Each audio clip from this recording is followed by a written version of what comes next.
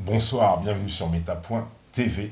Voilà, lundi, mercredi, vendredi, ça dépend. Enfin, pour le moment, en tout cas, c'est bien en direct pour une soirée spéciale. Grand bonjour d'abord, évidemment, à Steph à la régie. Grand bonjour aux métanautes, les vrais. Et grand bonjour aux modérateurs, je les oublie pas, je vous oublie pas non plus, pour une soirée spéciale avec le colonel Chaman. Bonsoir. Bonsoir. Alors, bonsoir. Régis, tu étais déjà venu ici pour une première émission. On avait beaucoup parlé de l'Union européenne, etc. Et on va encore en reparler parce qu'il y a tellement de choses à dire. Mais ce soir, évidemment, avant tout, en préambule, on est obligé de parler quand même, parce qu'il faut le savoir, nous sommes le 9 novembre 2016, et donc on sait aujourd'hui que ce sera Donald Trump, à la grande surprise, le prochain président des États-Unis. Donc dans une, on va dire, une campagne que les Américains ont vécu certainement sous haute pression, mais tout le reste, puisque les campagnes américaines, on sait qu'elles sont mondiales, hein, c'est ça la mondialisation, donc c'est l'états-unisation du monde, et donc on suit, évidemment, toute la planète suit ce qui va se passer aux États-Unis, et on a appris donc cette nuit, à la surprise générale, parce qu'on pensait vraiment que le système qui avait mis, alors là, les petits plats dans les grands, comme on dit, les petites serviettes, les petits couteaux, vraiment, pour nous mettre Hillary, hein, en fait, et Clinton, et finalement, contre toute attente, c'est Trump qui est élu président, avec, donc, sachant qu'il avait déclaré, on le sait, dans la campagne, que ses positions, en tout cas à l'international, seraient beaucoup plus en accord avec ce que pourraient être nos intérêts, à nous autres Français, dans cette configuration. Qu'est-ce que tu en penses, toi, de cette élection de Trump et évidemment tout ce qu'il a déclaré hein, sur l'OTAN, sur l'Union européenne, sur etc., ses relations, puisque c'est le volet qui nous intéresse le plus. Alors d'abord, c'est pas tant une surprise que ça, puisque je me souviens qu'après le premier débat entre Hillary Clinton et Donald Trump, les médias français avaient tous dit que Hillary Clinton avait remporté ce premier débat, ce face-à-face. Et en y regardant de plus près, tous les médias américains, sauf un, disaient le contraire. Oui. Sauf CNN. CNN avait placé Hillary Clinton en tête, alors que tous les autres médias, même les médias du système, avaient placé Donald Trump en tête après sondage auprès de l'opinion américaine. Donc déjà là, on avait un premier aperçu de la manipulation des sondages et de la manipulation de l'opinion. Mais ça, on y est coutumier. Hein. Donc c'est pas tant une surprise que ça. La deuxième chose qu'on peut dire de cette élection, même si Trump d'ailleurs n'avait pas été élu, c'est que le peuple américain se rebelle contre le système. La victoire de Trump, en fait, est la victoire des antisystèmes, qui s'était aussi manifestée dans le camp démocrate avec Bernie Sanders. Ouais. Alors ce qui est intéressant à observer, c'est que les Anglais ont voté le Brexit, les Américains votent Trump, donc 2 votes anti-système. 2 votes anti-système, ça veut dire 2 votes contre les politiques ultralibérales qui ont été impulsées en Grande-Bretagne par Margaret Thatcher et puis ensuite aux États-Unis par Ronald Reagan. Et 2 peuples, on a là 2 peuples, anglais et américains, qui sont des peuples inégalitaires libéraux. La valeur de liberté est très très importante chez eux, elle est vraiment cardinale. Hein. D'ailleurs, on le voit dans les médias qui sont beaucoup plus libres que nos médias à nous en France. Et donc 2 peuples qui sont inégalitaires, libéraux, qui rejettent une politique économique inégalitaire, libérale. Et effectivement, ces 2 peuples, britanniques et américains, ont été les premiers à subir les conséquences de ces politiques. Aujourd'hui, aux États-Unis, 80% de la population est proche du seuil de pauvreté. 80%. Plus de 50 millions d'Américains vivent de la soupe populaire, des food stamps, des bons d'alimentation. La situation économique aux États-Unis est réellement catastrophique pour le peuple américain. De même qu'en Angleterre, hein, il suffit de voir un peu les films de Ken Loach et autres. Il y a eu une paupérisation, quasiment une suppression de la classe moyenne dans ces 2 pays. Et aujourd'hui, ce sont ces 2 peuples-là qui se rebellent. Donc, au-delà de la personnalité de Trump ou de Clinton, c'est pas ça qui compte. Au-delà de ces 2 personnalités, c'est en fait une réaction immunitaire quasiment du peuple américain qui se rebelle contre les politiques qui ont été menées depuis 40 ans. C'est ça le sens de cette élection. Et même si Clinton avait été élu, la révolte intrinsèque du peuple américain n'aurait pas cessé. Donc on assiste vraiment là à un basculement, à un changement de paradigme au sein des deux pays qui ont produit le système ultralibéral dont nous sommes victimes, nous en France et bien d'autres pays comme la Grèce, enfin toute l'Europe, quoi. Parce que Trump, en plus, pour ce qui concerne le volet de la politique étrangère, il est clairement en rupture, en fait, avec ce qu'ont été les États-Unis depuis quasiment, on va dire, les 50 dernières années, en tout cas depuis la Seconde Guerre mondiale. Oui, oui, tout à fait. On en a peu parlé dans les médias français. Les médias se sont polarisés sur les saillies de Trump. Bon, ça dit, il faudra voir. Hein.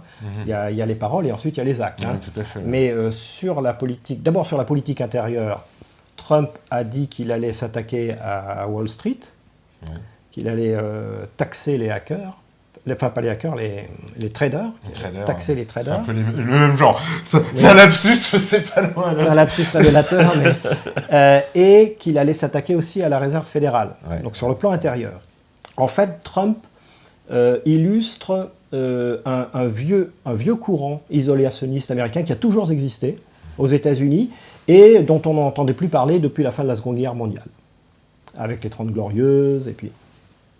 Et donc finalement, c'est ce vieux courant isolationniste qui revient, où le peuple américain se dit « mais pourquoi aller faire des guerres partout alors que nous nous paupérisons et qu'il vaudrait mieux concentrer notre énergie à relever notre situation économique globale et individuelle de chacun ».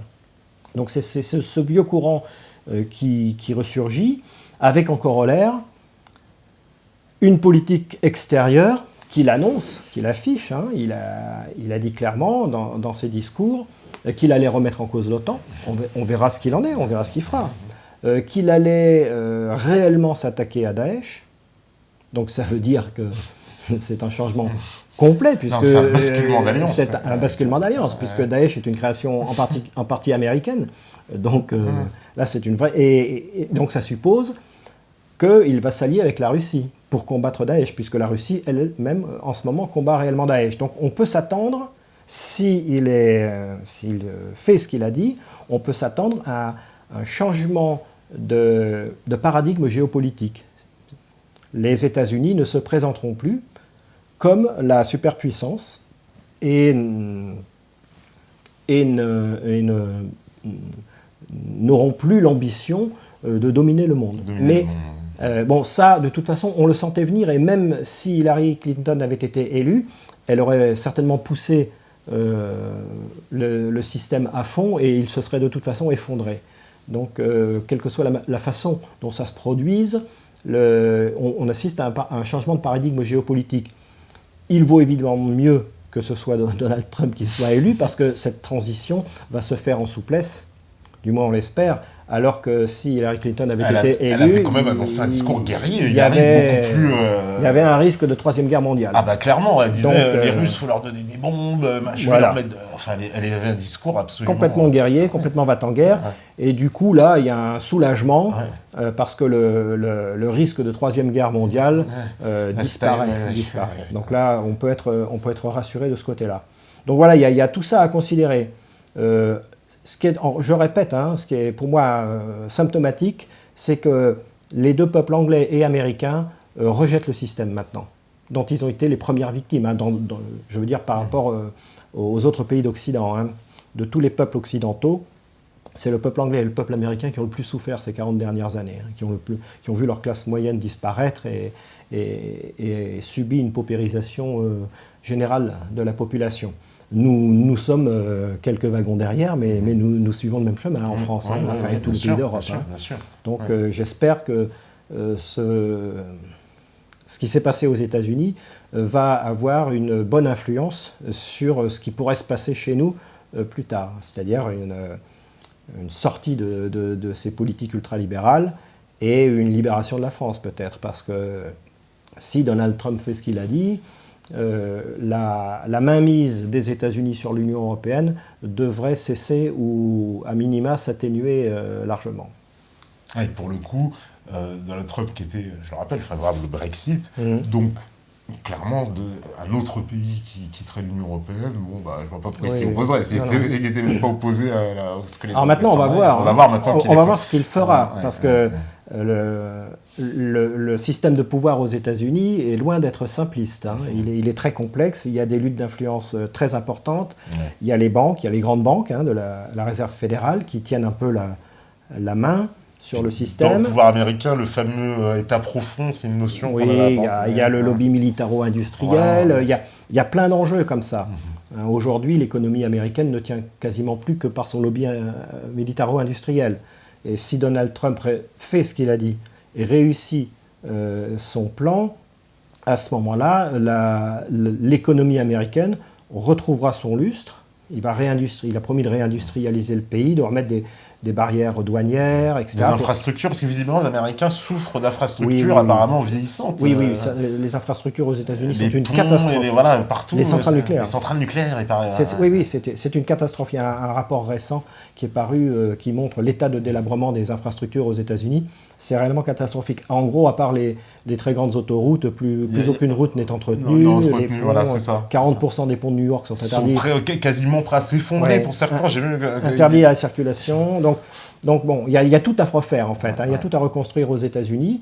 Et donc il y a pas mal de travail. Du coup, ils ne pourront pas faire tout. Ils ne pourront pas à la fois alimenter une machine de guerre. Alimenter une machine de guerre. Vous savez que le coût des infrastructures militaires, simplement les infrastructures, c'est-à-dire le coût d'entretien des bases militaires partout dans le monde est de 900 milliards d'euros par an, de dollars, 900 milliards par an. Juste pour l'entretien. Juste pour le maintien en condition des bases mais ils en ont, je sais plus combien, milliers de bases.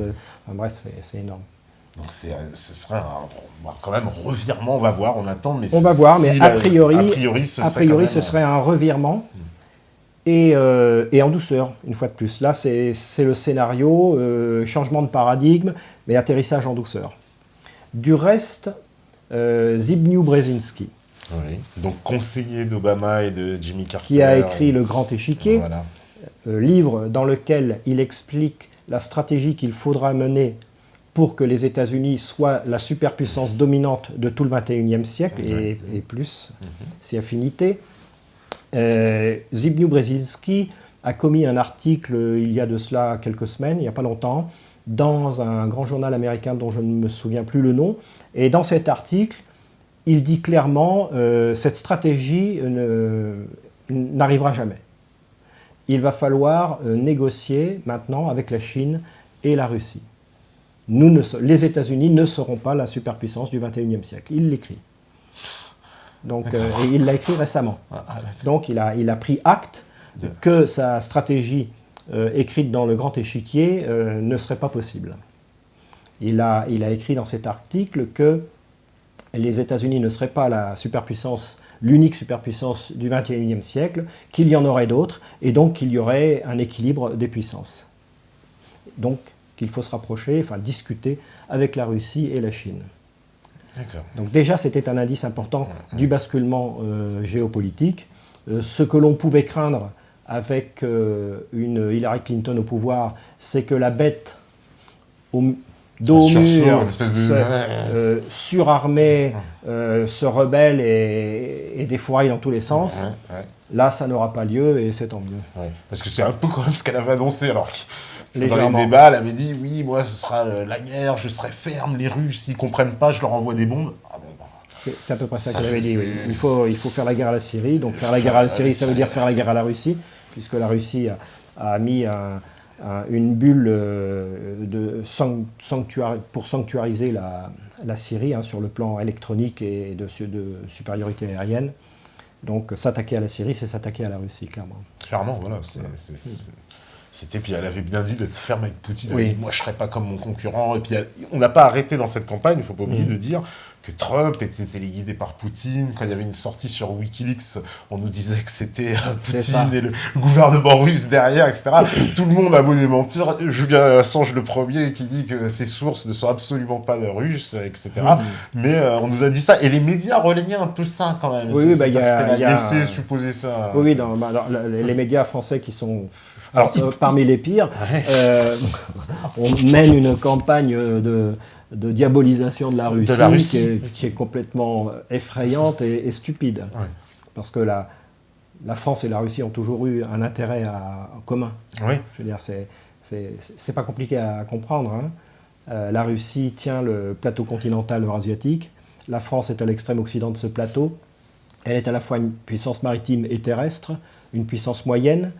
Elle n'a pas de voisinage avec la Russie, donc il n'y a pas de problème de voisinage. Et les deux pays ont tout intérêt à s'entendre. La Russie, par sa puissance naturelle et sa position centrale sur le plateau du continent eurasiatique, et la France, par la voix qu'elle porte, qu'elle peut porter quand elle est libre et quand elle est digne d'elle-même et digne de ce que les peuples attendent d'elle. Surtout que, historiquement, il y a toujours eu des alliances avec la Russie. Bien sûr, on n'a jamais la Russie a sauvé la France plusieurs fois. Ouais. En 1815, après la défaite de Napoléon, les puissances européennes voulaient démanteler la France et c'est la Russie, c'est le tsar Nicolas Ier qui s'y est opposé. Voilà, il avait compris déjà à l'époque que c'était important de conserver la France. Ouais. Donc, voilà, donc nos amis russes, bon, on leur passe le bonjour. Comme ça nous permet de faire une transition donc, sur ton dernier livre, Relève-toi. Allez, je vous montre un petit coup de pub quand même à la télé. Alors, bientôt, ce sera interdit ce genre de livre, parce que... il y a déjà pour le fond, parce que c'est une critique, clairement, voilà, sans rentrer trop, parce que c'est ça le problème, c'est que quand il y a un livre, chaque fois il faut que j'en dise trop, mais pas assez non plus, alors mais bon, là, on est obligé quand même de rentrer dans le sujet, mais c'est-à-dire, tu l'expliques d'ailleurs au début, un cri de colère, un cri d'espoir, un cri d'amour, et un cri d'amour, un cri d'amour, un cri de colère, un cri d'espoir. Et un cri d'espoir. Oui. Voilà. Alors le cri d'amour, depuis bien 30 ans, on vit, et ça s'est fait très lentement, par les médias, par le système médiatico-politicien français, une détestation de la France. On ne parle plus de la France que sous ses mauvais angles, la collaboration, le colonialisme, et il y a une entreprise de sape, de destruction de l'idée de la France, de l'amour de la France. Et le cri d'amour, c'est ça, c'est de dire, il faut d'abord, si on veut aimer les autres, si on veut aider les autres, il faut s'aimer soi-même. Et pour s'aimer soi-même, il faut se connaître. Donc je suis reparti des fondamentaux. Qu'est-ce que c'est que la France? Et j'ai puisé dans ma mémoire les cours de cours moyen 2 que donnait mon instituteur, mon maître, à l'école communale de Villers-lès-Nancy, donc la Lorraine, région patriotique s'il en est, concernant l'histoire et la géographie. J'ai puisé dans cette mémoire la façon dont nous présentait l'histoire et la géographie et l'histoire de France, et l'amour qui donnait dans cet enseignement. Alors je suis parti de la géographie, parce qu'un pays, c'est d'abord une géographie. Et la géographie de la France, c'est une géographie extrêmement singulière et quasi parfaite. La carte de la France métropolitaine, cet hexagone, ce bel hexagone, presque parfait, avec des côtés... Oui, alors c'est ça qui est intéressant, moi-même, je n'en étais pas... Enfin, je n'avais pas remarqué, mais tu nous fais remarquer qu'il y a en fait des frontières naturelles. Donc, oui, 5 sur 6. Voilà, 5 sur 6, et qu'il y en a une qui ne l'est pas. Oui. Et c'est elle qui pose problème en plus, depuis le début de l'histoire. C'est par là qu'à chaque fois qu'arrivent les problèmes. Oui. Donc il y a ça.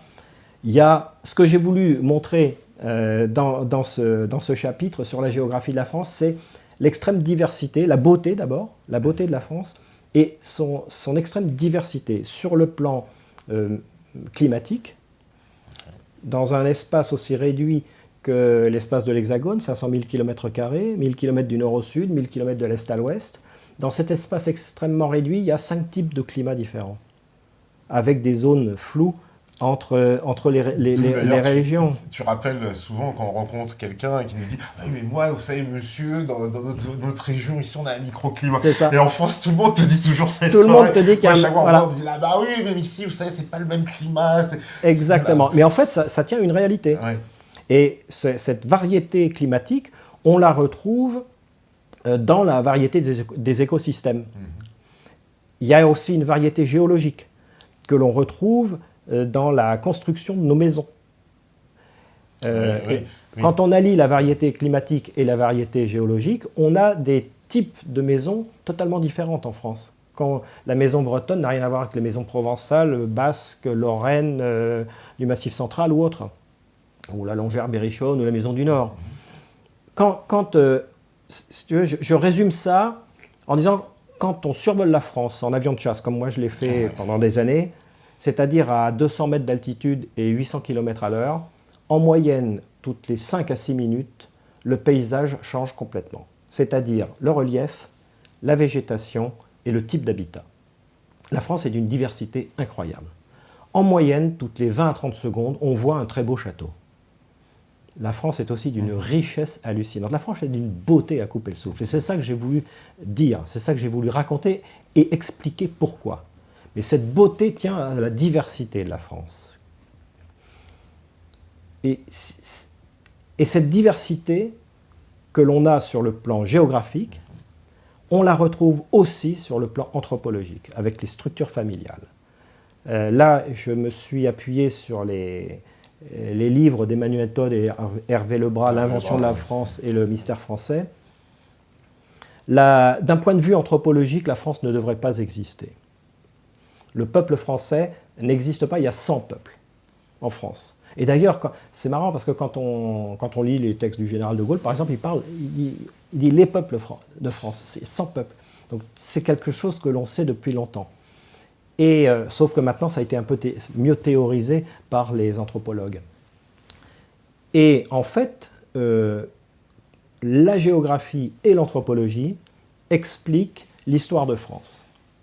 L'histoire de France, c'est une nécessité d'union qui nous est imposée par nos frontières naturelles, qui nous est imposée par cet écrin qu'est l'Hexagone, et des tentatives de division permanentes. Donc on a une lutte permanente entre une nécessité de s'unir, une nécessité de se construire un destin commun, et des tentatives de division permanente. C'est ça l'histoire de France. C'est la lutte du centre contre la périphérie. Parce que tu rappelles justement depuis les Gaulois contre les Romains, en gros, je résume, mais c'est un peu ça, les Gaulois contre les Romains, et puis après, la France contre l'Empire saint-romain germanique, et puis et il y aura une continuité de ça à chaque fois dans l'histoire. Voilà, avec la séquence d'aujourd'hui qui est la division. France contre l'Empire américain, comment on dit, non, l'Empire anglo-américain, c'est... Ou européen. Ou européen, ouais, ou européen. Parce qu'il y a toujours la tentative... si vous voulez, après la division de l'Empire de Charlemagne, l'Empire de Charlemagne a été divisé en 3. Il y a eu la Francie occidentale, donc tout ce qui est à l'ouest du Rhône, moins la péninsule bretonne qui ne faisait pas partie de l'Empire. Il y a eu la Francie orientale, donc c'est l'Allemagne, la Suisse jusqu'à l'Italie, et une zone intermédiaire, la Lotharingie, qui part des Pays-Bas et qui va jusqu'en Provence, la zone de Lothaire. Et à la mort de Lothaire, donc les 3 petits-fils de Charlemagne, à la mort de Lothaire, c'est Louis le Germanique qui a récupéré la Lotharingie et qui a repris le titre d'empereur. Et à partir de ce moment-là, on a cristallisé à l'ouest une France qui tente de se constituer en nation, et à l'est, une Allemagne qui a un rêve impérial. C'est l'histoire de l'Europe et des luttes entre la France et l'Allemagne. Et on a l'histoire de l'Europe qui se défile. Voilà. C'est ça. Et d'un point de vue anthropologique, c'est la lutte du centre contre la périphérie. La France, ce sont les Capétiens qui ont fait la France. Depuis Capet, en 987, élu par ses pairs. Ce sont les Capétiens qui ont fait la France et qui ont petit à petit aggloméré au royaume de France, toutes les régions de France, lutter contre les divisions intestines pour finalement construire cet hexagone qui a été pratiquement fini sous Louis XV, quoi, en gros. Il manquait juste la Savoie et Nice. Et dans cette lutte entre le centre, donc le grand bassin parisien élargi, et la périphérie, d'un point de vue anthropologique, c'est le combat entre un système égalitaire libéral, liberté-égalité, la famille nucléaire du grand bassin parisien, et des systèmes familiaux différents, famille souche dans le sud ou en Alsace, famille communautaire dans le Limousin, etc. Et tout type de famille, de structures familiales périphériques. Et la victoire du centre sur la périphérie, c'est aussi la victoire des valeurs de liberté et d'égalité que l'on retrouve dans notre triptyque républicain. Alors ça, si, c'est justement, tu l'avais abordé la dernière fois dans l'émission, c'est le fait qu'il y ait des valeurs pour justement les peuples européens, que nous, en France, on serait justement liberté et égalité. Que les Anglais, eux, préféraient la liberté, mais l'inégalité. Ouais. Les Allemands préféraient l'ordre. C'est ça. Ouais, autorité, inégalité. L'autorité et l'inégalité, ouais. Voilà. Les Russes, autorité, égalité. L'autorité, égalité, etc. Voilà. Et ces valeurs-là, donc, c'est ce qui va refléter, selon toi, on va dire, la colonne vertébrale, la structure profonde des nations. Oui, mais dans le cas de la France, il y a toujours ces divisions. Il y a toujours ces tentatives de division auxquelles on assiste aujourd'hui encore, malheureusement. Et parfois de trahison même, parce que pour diviser, souvent, ceux qui divisent s'appuient sur l'étranger. Donc il y a trahison-division, ça va souvent ensemble. Hein. Les luttes fratricides françaises ont souvent été alimentées de l'étranger. Hein. Les guerres de religion ne sont pas que des guerres de religion, ce sont aussi des guerres politiques. Et l'élément politique est au moins aussi important que l'élément religieux dans les guerres de religion. Le roi d'Angleterre, le roi d'Espagne, les princes allemands ont soutenu la pagaille en France pour tirer les marrons du feu. Donc il y a toujours cet aspect-là. Quand la France retrouve ses vieux démons de la division et de la trahison, eh bien c'est ce qui se passe aujourd'hui. Sous Louis XIII, le parti de l'étranger aussi. Oui, il y a eu toutes ces périodes entre Henri IV, Louis XIII, entre Louis XIII, Louis XIV, la Fronde. Bon, il y a, à chaque fois, on a une espèce de pulsation, de moments qui se succèdent, de moments d'union et de moments de division. Le dernier grand moment de division, ça a été, qui pour moi est assez symptomatique, ça a été la collaboration et la résistance. Qui, à mon sens, résume de façon un peu caricaturale la problématique profonde de l'histoire de France. S'allier, s'unir pour sauver la patrie, pour se construire un destin commun. C'est les autres qui n'ont pas sauvé la patrie, c'est ça qui est... Bon. C'est ça le grand débat. En fait. Oui, on ne va pas peut-être trop rentrer là-dedans, mais bon... il y en avait quand même qui étaient à la botte de l'Allemagne et les autres qui essayaient de libérer la France. Il faut quand même revenir à des choses simples. Hein. Et donc ça, c'est une constante, on va dire, qu'on va retrouver à chaque fois dans l'histoire de France, et qui fait partie donc, de notre identité, parce qu'en fait, plus les Français sont ignorants de leur histoire, moins ils peuvent avoir conscience du présent, en fait. Exactement. Et à cet égard, on peut noter que l'histoire de France n'est plus enseignée de façon chronologique dans les écoles. On enseigne une histoire thématique, une histoire de l'Europe, une histoire thématique. Les grands personnages qui ont jalonné la construction de la France ont disparu de l'histoire de France. Ah, mais quand j'entends, par exemple, je l'avais évoqué dans une émission il n'y a pas longtemps, il y avait Laurent Deutsch qui devait aller faire une conférence à Trappes pour l'histoire de France. Les profs se sont levés là-bas en disant, nous, les profs d'histoire, on n'est pas là pour faire... Il y en a eu deux. Mais ça suffit quand même à faire reculer, je comprends, parce que bon, arriver dans un endroit avec des gens pas contents. Et leur argument était quand même saisissant. Ils ont dit, on n'est pas là pour faire aimer la France. Exactement. Donc ça veut tout dire. C'est-à-dire que si le prof ne fait pas aimer la France, mais qui va lui faire aimer la France? Mais en parallèle, il y a de plus en plus de livres d'histoire. Au même moment où l'enseignement public détruit l'histoire de France, n'enseigne plus l'histoire de France, ne fait plus aimer la France aux jeunes Français, au même moment, le nombre de livres d'histoire qui paraissent en librairie explose. Comme par réflexe immunitaire, comme par défense. Mais les Français adorent leur histoire. Évidemment, c'est une belle histoire. C'est une belle histoire. C'est une histoire faite de sang, de lutte, de souffrance, de moments héroïques. Et il faut enseigner tout ça. Il faut savoir qui nous sommes. Ouais.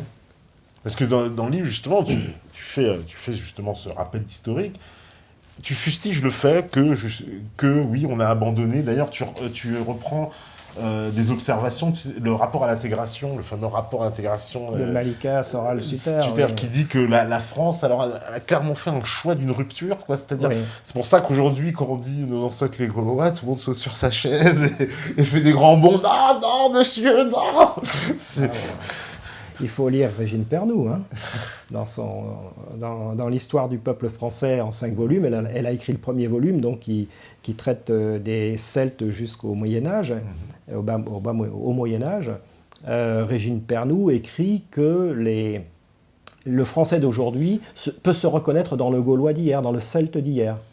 C'est-à-dire que ce qu'elle écrit, c'est que la France a assimilé des étrangers, les a assimilés, c'est-à-dire qu'ils sont devenus français, et que ces importations d'étrangers n'ont pas modifié le caractère profond du Celte ou du Gaulois d'il y a 2500 ans, ou 2000 ans. Elle dit ça. C'est intéressant. La France est un pays d'assimilation. Ce n'est pas un pays communautaire. Tu vois, quand il y a des problèmes entre des communautés, des problèmes de communauté, ce sont des problèmes identitaires, ce ne sont pas des problèmes communautaires. C'est très important. Le communautarisme est fondamentalement inégalitaire. C'est une vision inégalitaire de la société. Chacun dans son ghetto. C'est anglo-saxon, ça. C'est un peuple inégalitaire. Ils sont comme ça. On ne va pas leur jeter la pierre. Ils sont comme ça. Mais qui ne nous imposent pas leur modèle chez nous. Le peuple français n'est pas communautariste. D'où là aussi les représentations de la nation qui sont très différentes selon les peuples. Oui. Parce que les Anglais n'ont pas du tout la même représentation de la nation que nous, les Allemands non plus. Non. On a une notion bien française de la nation. La nation, en France, est une construction symbolique. Je dis bien une construction symbolique, mais arrimée sur un territoire. Il faut toujours partir du territoire, des frontières. C'est ça le socle, la terre. La terre ne ment pas, disent les paysans. Donc, sur ce socle, sur ce territoire, sur cette terre, la France s'est construite de façon symbolique. À l'époque des rois de France, c'est le sacre du roi qui symbolisait l'unité de la France. Et tous les princes se ralliaient à l'autorité du roi, peu ou prou, en essayant des coups bas de temps en temps, mais ils se ralliaient au symbole que représentait le roi de France, même si ce roi de France avait un territoire à lui qui était très petit, comme le Hugues Capet. Hugues Capet dominait, quand il a été élu roi de France, il avait un territoire qui n'était même pas l'équivalent d'un département français d'aujourd'hui. Et il a ramené à lui beaucoup de... donc il a commencé à construire la France. Et donc, voilà. Non, mais c'est important parce que cette vision à la fois universaliste aussi de la France, parce que, par exemple, les Allemands, on le sait très bien, l'opposition, le peuple allemand, c'est ein Volk. L'Allemagne se conçoit aussi par, je dirais, l'aspect communautaire. Alors, il y a l'aspect germain qui est très important. En France, ce que tu nous expliques, c'est que justement, la France, c'est une assimilation parce qu'elle n'a pas justement cette notion communautaire ou racialiste, donc elle peut assimiler des gens même extra-européens qui ne sont pas... De force. Ouais. Je veux dire, c'est obligatoire. D'abord, ce que je n'ai pas précisé, c'est que la France est à l'extrême occident du continent eurasiatique, si bien que c'est le point de convergence des flux migratoires naturels. Oui, ça. Depuis plus de 2000 ans. Finistère, là où finit la Terre, hein, voilà. Donc des oiseaux, et enfin on finit, on est obligé de se retrouver. Voilà. Et comme, par bonheur, le climat est quand même tempéré et très agréable, il fait bon vivre en France, en plus il y a le Gulf Stream, on est au 45e parallèle. Bon, donc, la fameuse expression allemande, hein, vivre comme Dieu en France. Alors tu sais d'où elle vient, celle-là ? Oui. Alors explique-nous. Elle vient effectivement d'Allemagne, mais elle vient des Juifs d'Allemagne. C'est après la Révolution française, avant la Révolution française, les Juifs en Europe, et en France, n'avaient pas le même statut que les autres.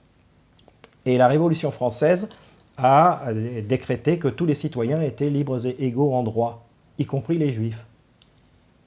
Donc à partir de la Révolution française et de la Première République, les Juifs sont devenus des citoyens au même titre que les autres, alors qu'avant, ils étaient discriminés dans leurs droits. Et donc cette expression heureux comme Dieu en France vient des Juifs d'Allemagne. Donc ça vient d'Allemagne, mais c'est... D'accord. Petite anecdote. J'ai découvert ça il n'y a pas longtemps. D'accord, l'origine de l'anecdote intéressante. Et alors, puisqu'on parle de la Révolution française, justement la Révolution française a été ce moment où le peuple français, dans son immense diversité, s'est dépassé. C'est-à-dire qu'il a dépassé sa diversité pour affirmer, sur le plan théorique, l'unité de l'homme. C'est-à-dire que pour pouvoir vivre ensemble, il faut que, d'une part, nous acceptions nos différences.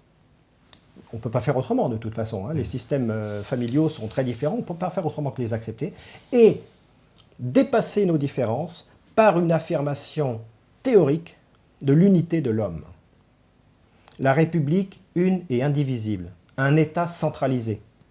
C'est ça qui maintient la France. L'État était centralisé à l'époque des rois de France, et en particulier au moment de la monarchie absolue. Et aujourd'hui, l'État, et la France a toujours été forte quand l'État a été fort. Quand on s'attaque à l'État en France, on s'attaque à la France. C'est ce qui se passe aujourd'hui avec le phénomène de régionalisation, où on recrée des baronnies régionales pour détruire l'État, pour détruire la cohésion, pour détruire la force de la France. Ouais. Parce que justement, toi, tu ne mets pas en contradiction les racines catholiques de la France, l'héritage chrétien, on va dire, et la Révolution française. Pour toi, il y a une continuité. Il y a un continuum philosophique. Ouais. La Révolution française a été une révolution universaliste, parce que le catholicisme est une religion universaliste, à l'inverse du protestantisme, qui est une religion ethnocentrique. Donc, il y a eu un rejet du clergé au moment de la Révolution, mais sur le fond, les valeurs portées par le catholicisme, qui est une religion universaliste, ont été reprises par la République et par les idées universalistes de la République et de la Révolution. Alors évidemment, je parle un peu des racines catholiques de la France, mais il n'y a pas que ça, il y a les racines celtes. Oui. Les premières, elles sont très très puissantes. Ouais. Et encore aujourd'hui, comme dit Régine Pernoud, on peut se reconnaître dans les Gaulois d'il y a 2500 ans. Il y a les racines celtes, il y a les racines grecques et romaines, après l'invasion des Gaules par Jules César. Il y a les racines catholiques et il y a les racines révolutionnaires et démocratiques. Ces quatre racines figurent un tissu racinaire complexe. On ne peut pas dire la France, c'est des racines catholiques. C'est effectivement des racines catholiques, mais pas que. On ne peut pas dire la France, c'est des racines gauloises. C'est des racines gauloises, mais pas que. C'est un tissu complexe et qui finalement reflète ce que nous sommes. Ouais. Cet héritage-là, toi, t'invites justement un peu tout le monde à se l'accaparer, parce que c'est un héritage commun. Évidemment. Et tu regrettes qu'aujourd'hui, il est délaissé. On a parlé de l'éducation nationale, mais il y a un autre aspect, moi aussi, que tu évoques dans le livre, c'est pareil, c'est un aspect que nous, on avait déjà beaucoup évoqué dans différentes émissions, c'est la volonté et l'agenda des États-Unis pour la communautarisation des pays d'Europe, et en particulier la France. Et on sait ça, on s'appuie, tu remets dedans les fameux liens qui avaient été révélés à l'époque par justement Wikileaks, oui, concernant la France, et avec des choses absolument incroyables. Si vous avez l'occasion un jour, d'ailleurs, allez-y, vous allez voir, c'est fabuleux tout ce qu'il y a dedans, parce que il y a tout, on va dire, toute la stratégie, en tout cas, à appliquer sur la France. Ouais, les États-Unis ont une stratégie pour communautariser la France. Voilà. Et cette stratégie est assez intelligente, d'ailleurs, comme le signale l'ambassadeur Rifkin, qui a fait un rapport qui a été dévoilé par Wikileaks, et que je cite dans mon livre. Cette stratégie consiste à communautariser le peuple français en s'appuyant sur la valeur d'égalité. Ce qui est très fort. C'est-à-dire qu'il y a une inversion complète des valeurs. En mettant en avant la valeur d'égalité, ils entendent produire un système inégalitaire, puisque le communautarisme est fondamentalement inégalitaire. C'est très fort. Et donc, au nom de cette égalité, on a vu apparaître donc tous ces groupes communautaristes aujourd'hui sur la scène qui demandent l'égalité au nom de la différence. Parce que c'est ça comme ça. Moi, c'est ce que j'arrête pas de leur dire. Je suis content de leur dire parce que on fait des quotas. Voilà. Donc c'est des gens qui prônent la différence, mais qui nous le disent au nom de l'égalité et de l'indifférence. Oui, alors ça, c'est la novlangue. C'est la novlangue. En 30 ans, on a complètement inversé le sens des mots, de certains mots. Tu sais que le mot communautarisme est entré dans le vocabulaire journaliste et politicien en 1994, de mémoire, au milieu de la décennie 90. Avant, on n'en parlait pas. On ne parlait pas de communautarisme. Bah non, avant, moi... Il y a des communautés. Moi, j'ai grandi, mais je connais, on a vu apparaître le mot... Le mot communautarisme. Quelque part, on a vu apparaître le mot, mais aussi on a vu apparaître la réalité. Évidemment, les idées cadet. Les mots précèdent les actions. Hein. Et cette novlangue s'est mise en place à partir des années 80, du milieu de la décennie 80, pour nous faire, en fait, pour nous vendre quelque chose d'inverse de ce qui était présenté. Ouais. Moi, je me rappelle les premiers mots de novlangue qui m'avaient commencé à me choquer. C'était début des années 90, quand il y a eu la première guerre du Golfe, et qu'on nous parlait de bombardement chirurgical. Frappe chirurgicale. Voilà, quand il nous parlait, et ça c'est un nouveau mot, les frappes chirurgicales. Et puis, tout d'un coup, ça faisait des frappes. Ça, c'est un oxymore. Hein. La jonction de deux mots au sens opposé. Et toi, tu le dénonces dans le livre, justement, toute cette novlangue, parce qu'elle a casser un peu la réalité, la perception de la réalité. Bien sûr, c'est à ça que ça sert. C'est important, la langue. Ouais. D'ailleurs, Hervé Lebras et Emmanuel Todd le notent bien qu'il y a quasiment la langue française fait partie des vecteurs d'unité. Et il y a un combat pour la langue française, et scrupuleux, quasiment caricatural pour un étranger, parce que c'est précisément un élément puissant de la cohésion nationale. Et donc détruire la langue, modifier la langue, pervertir la langue, c'est un outil pour détruire l'unité française. Et la novlangue s'est mise en place donc, dans le courant des années 80. La novlangue a 3 fonctions. Premièrement, c'est de dire avec des mots positifs une action négative. Dans les années 80, quand les grands licenciements ont commencé, on parlait de plan de licenciement accompagné d'un plan social. Dans les années 90, plan de licenciement a disparu et on n'a plus parlé que de plan social. C'est-à-dire qu'on décrivait de façon positive ce qui était quelque chose de négatif, ce qui était antisocial. On nommait plan social un plan antisocial. Aujourd'hui, ils sont encore allés plus loin, ils disent plan de restructuration, de renforcement de l'emploi, de soutien de l'emploi ou un truc comme ça. Enfin bon, un plan de soutien à l'emploi. Alors, on dirait 360 mètres. Plan de retour à l'emploi, enfin un truc comme ça. Donc, on dit exactement avec des mots inverses de ce qui se passe. Ça, c'est la première fonction de la novlangue.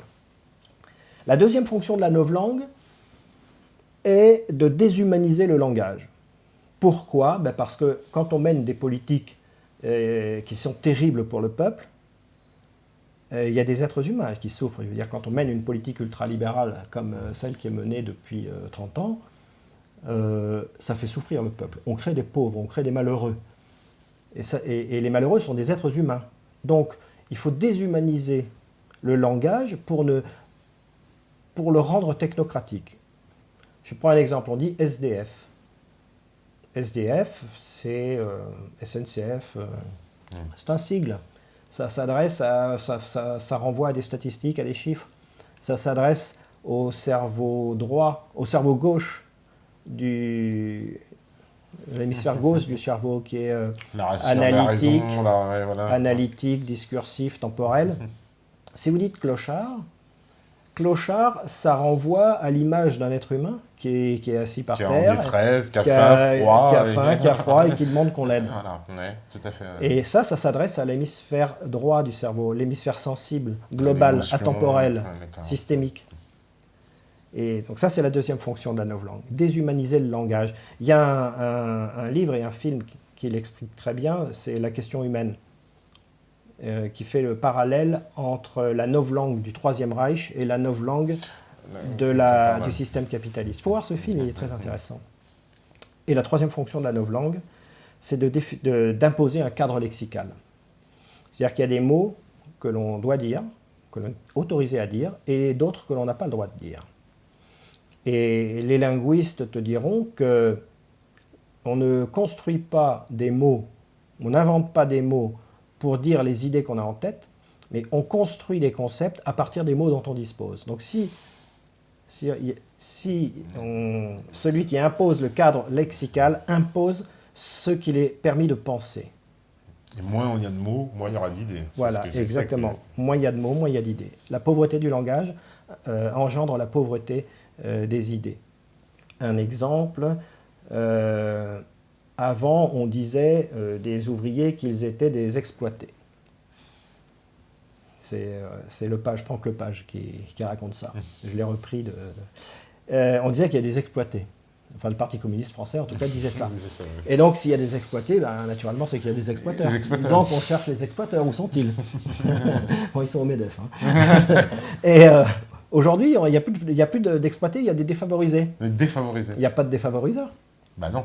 Ils n'ont pas de chance. Ils n'ont pas de chance. Voilà. Ils sont défavorisés. Ils sont pour rien. Ouais, donc, ça empêche de penser des relations de classe. Ça empêche de penser des liens entre les gens qui souffrent et des politiques qui sont menées. Ils sont défavorisés, ils ne peuvent rien. Il y a plus et c'est donc ça qui pourrait expliquer que, en France, d'ailleurs, c'est aussi un des sujets que tu abordes dans le livre, la gauche a abandonné les luttes sociales pour se concentrer sur les luttes sociétales. Oui. Tu l'expliques clairement, tu nous dis à quel moment ça s'est produit, 83, la rupture. Oui. Tu remets le discours de Mitterrand, c'est clair. C'est clair. À partir de 83, le tournant de la rigueur, qui est la rigueur pour les pauvres, hein, pas pour les autres. Ça aussi, c'est un peu novlangue, le tournant de la rigueur. C'est comme ça que c'est tournant de la rigueur. Puis ça passe bien, tournant de la rigueur. C'est un tournant, il va falloir être rigoureux. Il va falloir être rigoureux. Hein. Les pauvres, serrez-vous encore un peu la ceinture. Tournant de la rigueur. Voilà. Et donc, à partir de 83, donc Mitterrand choisit de s'aligner sur les politiques néolibérales anglo-saxonnes. Et le ministre Delors, ministre de l'économie, promulgue une loi de désindexation des salaires de l'inflation. À partir de ce moment-là, les salaires vont baisser doucement, lentement, mais sûrement. 30 ans plus tard, 200 milliards chaque année sont passés de la poche des salariés à la poche des détenteurs de capital. Et donc, pour maintenir un clivage gauche-droite, on est passé du thème de la lutte des classes, des questions sociales, de la redistribution des richesses, à des questions sociétales, et en particulier le racisme. En 84, Le Pen est invité à une émission... Alors c'est Henri de Virieux, c'est ça, qui fait l'heure de vérité, c'est je ne sais plus le nom. Voilà, et puis on le dit, c'est Mitterrand qui est... Qui en gros, via Attali, on le sait, mais qui dit il faut inviter ce mec-là, Le Pen, que personne ne connaît à l'époque. Oui, le Front National était un groupuscule à l'époque. Hein.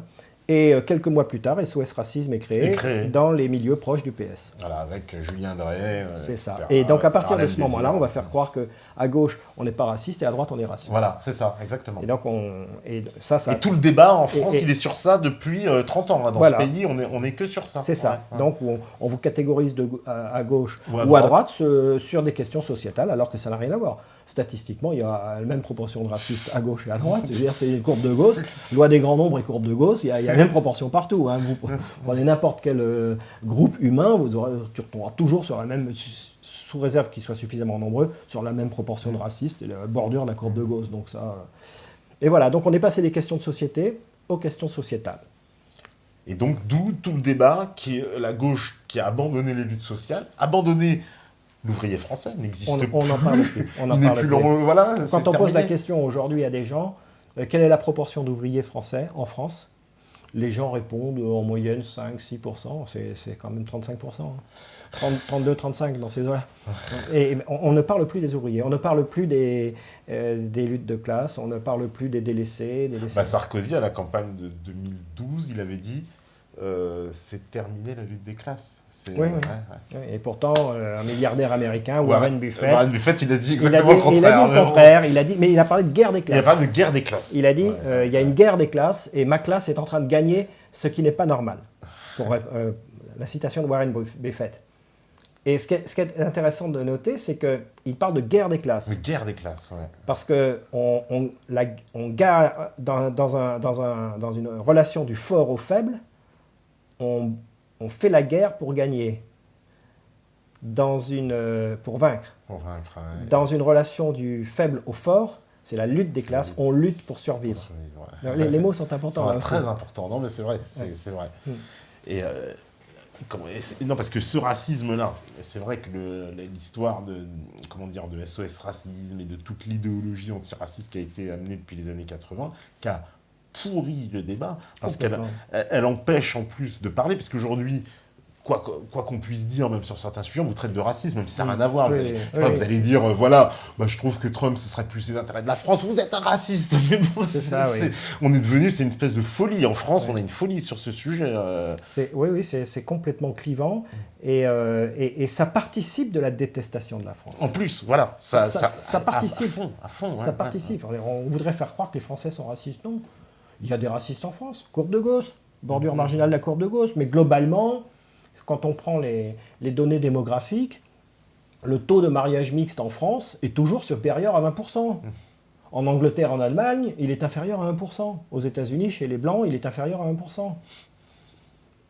Donc la France continue d'assimiler. Parce que c'est la nature du peuple français. Point. Ça s'est toujours fait comme ça. On ne va pas changer en 30 ans ce qui se fait depuis 2000 ans. Puis la France, il y a toujours une tradition.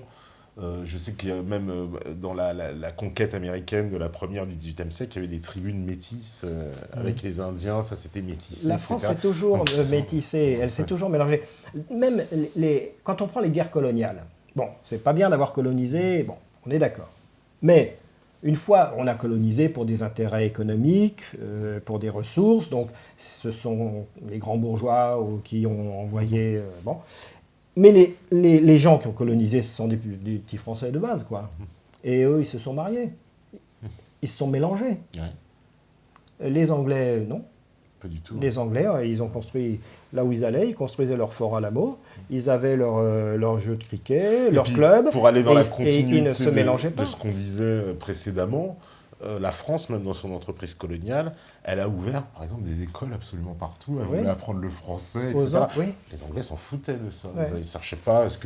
Nous, on avait presque un rêve fou. D'ailleurs, quand on lit Jules Ferry, ce texte qui est tellement décrié que tout le monde dit « Ah, hurle le racisme », ils ne remettent même pas les choses dans leur contexte. Mais quelque part, quand on reprend le texte vraiment si je vais dans le bout de l'honnêteté intellectuelle, il est en train de dire on va aller coloniser pour que les gens soient égalité, pour remettre de l'égalité, qu'ils soient comme nous. C'est un peu un rêve fou français. Les Anglais ne pensaient pas du tout comme ça. Non, pas du Donc tout. Quand on voit ce texte, à chaque fois les gens hurlent et disent ah le racisme, le machin. Mais si on va au bout de la chose, non, pas vraiment en fait. Non, les Anglais, tu sais que les Anglais, à la colonisation des Indes, ont coupé les doigts des tisserands indiens pour pas qu'ils fassent de concurrence aux tisserands britanniques. Bon, ça c'est la colonisation anglaise. Et je pense que si la décolonisation a été une déchirure, en particulier avec l'Algérie et l'Indochine, si la décolonisation a été une déchirure, c'est parce que justement nous avons fait des enfants ensemble.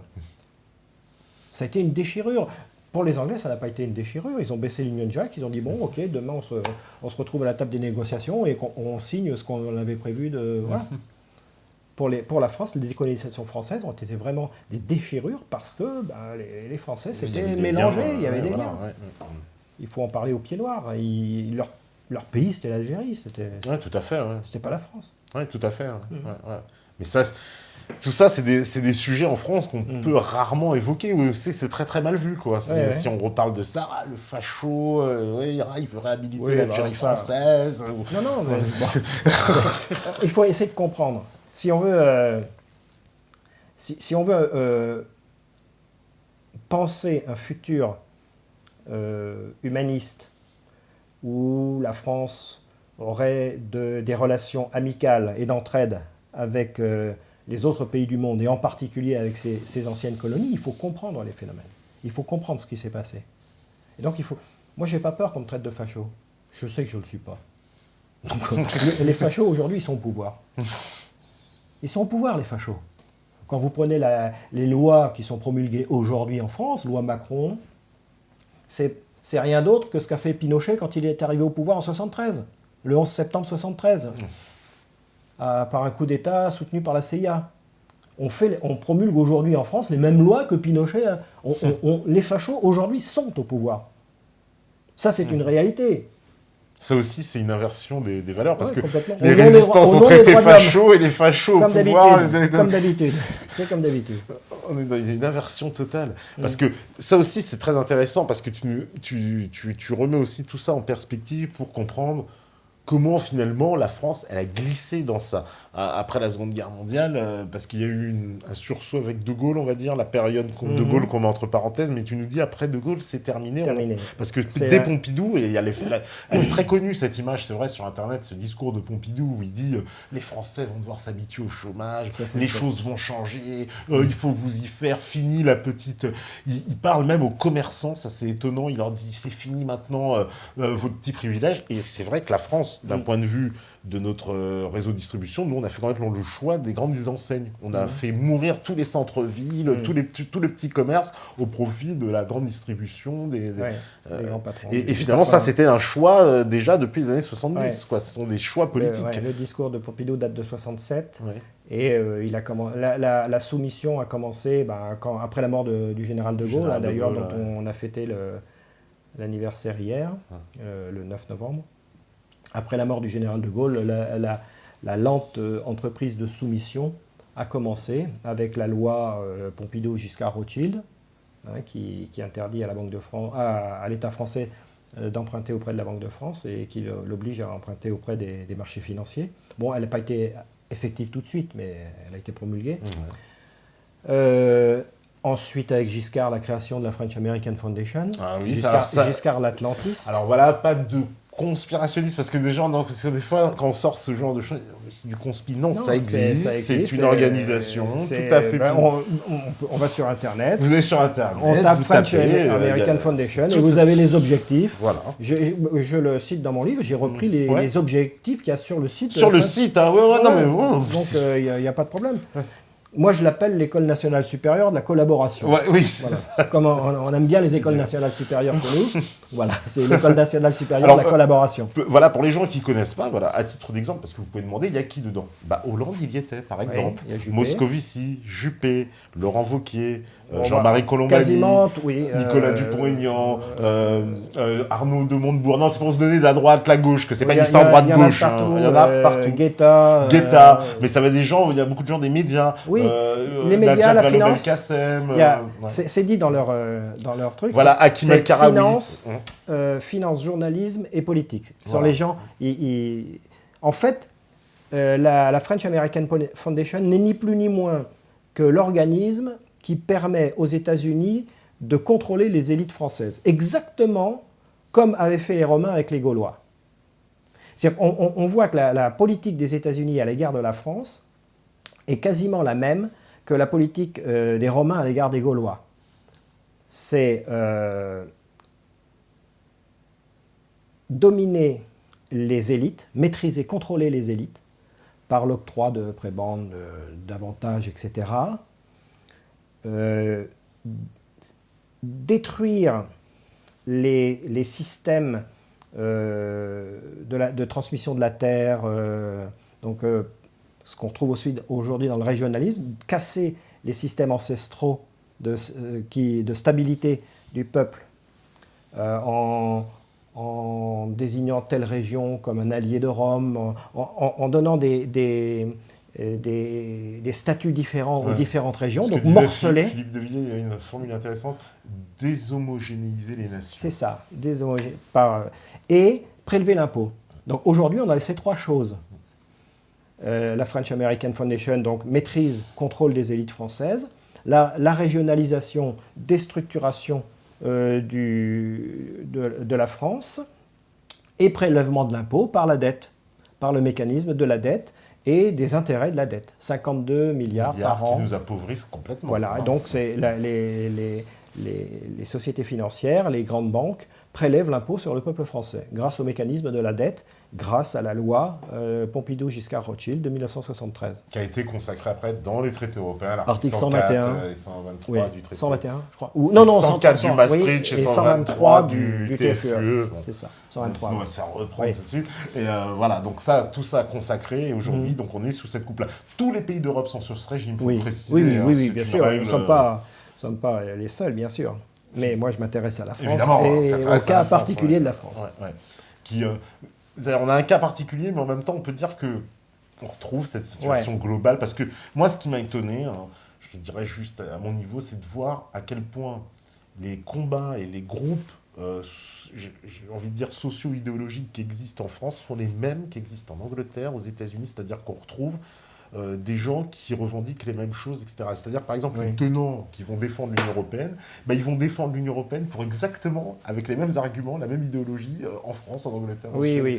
Ça, c'est normal, parce que quand on impose une autorité de l'extérieur par le haut, il y a tout le discours qui va avec. Ça, c'est bien formaté. Ça, c'est totalement... ça a bien fonctionné. Oui, ça a très bien fonctionné. On va voir, je ne sais pas, même un Néerlandais, un Lituanien.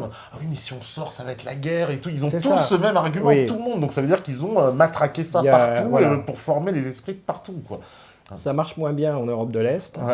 Pour la raison simple, c'est qu'ils n'ont pas subi 50 ans de propagande. Ils sont sortis de l'URSS. Donc ils avaient la propagande russe, on va dire.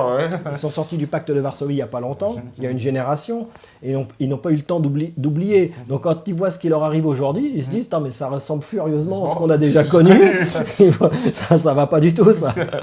Donc ça leur fait un réflexe immunitaire, d'où ce qui se passe en Hongrie. On va faire la première pause, et puis on va revenir juste après, normalement, si c'est bon pour la régie.